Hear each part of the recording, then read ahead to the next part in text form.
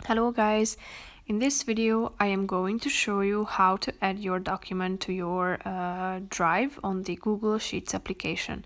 But first I just want to mention, don't forget to subscribe to my channel, because at 10,000 subscribers I am going to show you my whole YouTube revenue statistics and growth strategy, how to make money online. So let's jump into it.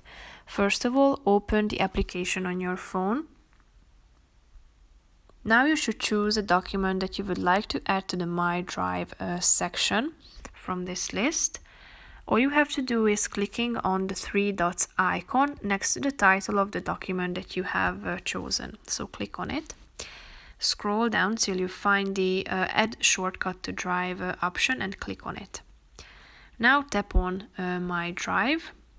And then if you would like to add this document to this section, just simply click on the Add button down below in the right side corner of the screen. So now it has been added to the My Drive section. You can check the My Drive section by clicking on the map icon at the top of the screen. Click on My Drive, and here, as you can see, all of the documents that you have added appear here at this section. So that's pretty much it for this video. I hope you found it helpful. If you did, consider subscribing, and see you in the next video. Bye bye.